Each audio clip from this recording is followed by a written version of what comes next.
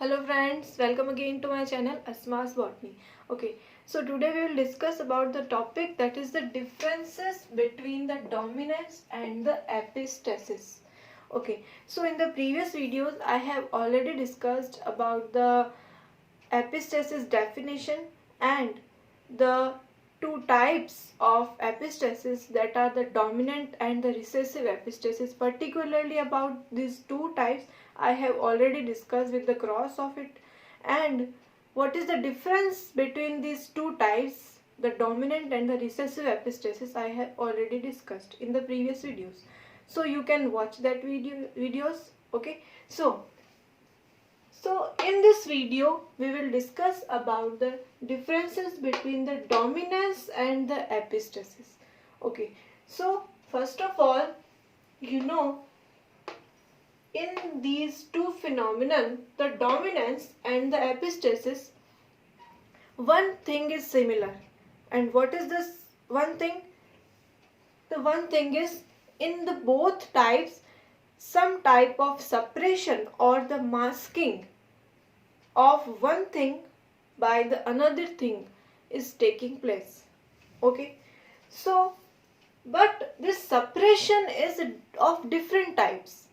Okay, so on the basis of the masking or suppression of different types, the dominance and epistasis are different from each other. So what is the range of the suppression? It is the basis of the difference between the dominance and the epistasis. Okay, so first of all, in the dominance you can see the suppression is of intragenic type suppression. Okay, intragenic means what? Means intra means in a single gene, in a single thing, in a single gene, between the two alleles of a single gene. Okay, this is known as the intra. And in the epistasis, the suppression is of intergenic type. Intergenic type. Okay, so intergenic means between two different genes. Okay, so the suppression is of different types. So in the intergenic type, this suppression is between the two different genes, or we can say also the two different alleles that are from two different genes. Okay, this intergenic type suppression which causes the epistasis is not between the two alleles of a single gene. Remember it. Okay, it is between the two alleles of a different genes. That's why we are calling this the intergenic type suppression. And here the suppression is between the two alleles which are from single gene. Okay, so we can understand this thing by the diagram. The diagram is suppose in this dominance there is a single gene, one gene, and this single gene has a two alleles. One allele, capital A, is dominant and another is of recessive type. So here this dominant allele shows the dominance because it is more powerful or dominant. It is showing the dominance over this recessive type of allele, that is the small b. So these two are the alleles, capital and small b. These are the two alleles of a single gene, the one gene. So the suppression is between the two alleles of a single gene. That's why we are calling it the dominance, not the epistasis. Okay. And here the intergenic suppression. Okay. So in this you can see that here if we take the, you know that epistasis is of two types, the dominant epistasis and the recessive epistasis. Okay, so here if we take the example of dominant epistasis, then you can see here is the two genes, gene 1 and gene 2. So the suppression is taking place between two different genes. Okay, so here you can see in the case of the dominant epistasis, this dominant allele of this gene 2, the capital B, do the suppression of the alleles of this gene 1. The complete gene 1 means the both the alleles. Means you can see this, if this capital B do the suppression of small b, this two alleles are from same gene, then we will call that process the dominance. But here this capital B is doing the suppression of the alleles which are from different gene, the gene 1. So that's why we are calling that process the epistasis, not the dominance.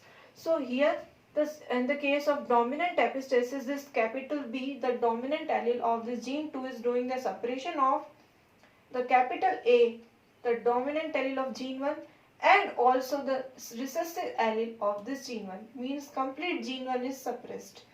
Okay.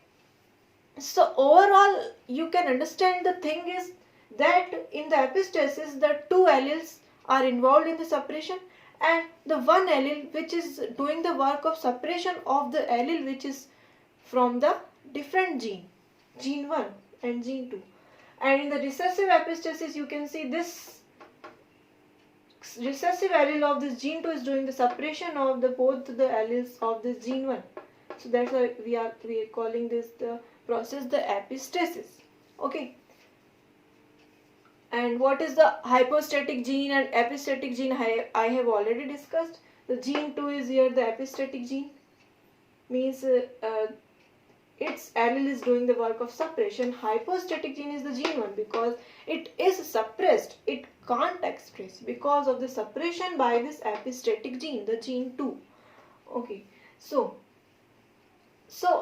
the main difference between the dominance and the epistasis is what? In this dominance, the intragenic suppression taking place, and in the epistasis, the intergenic suppression taking place. Okay. So, and the second difference you can also know that the difference is in the dominance. Dominance is only between the dominant allele and the recessive allele of a single gene. Okay. So here you know that only single gene is involved, and the dominance is always between the dominant and the recessive allele. The dominance can't happen between the dominant and the dominant allele, because you know that mostly the one gene has the two types of alleles, one is dominant and another is recessive mostly. You can see, and the dominance is always between the dominant and the recessive allele, not between the dominant or not between the recessive and recessive. Okay. And the epistasis, it not only between the dominant and recessive allele, but also between the dominant and dominant alleles of the different genes. Okay. In the case of this dominant epistasis, you can see in the dominant epistasis, this capital B, the dominant allele of the gene 2, the epistatic gene, is doing the suppression of the dominant allele of this gene 1 and also the recessive allele of this gene 1. So here you can see the dominant recessive involved, and here the dominant and dominant alleles are also involved. So the epistasis can also happen between the dominant recessive and also between the dominant alleles of the two different genes. Okay, and also between the recessive means this recessive allele of this epistatic gene doing the suppression of this dominant allele of this gene 1, and also the recessive allele of this gene 1. So the suppression is between the recessive and dominant, and also between the recessive and recessive. So this is it.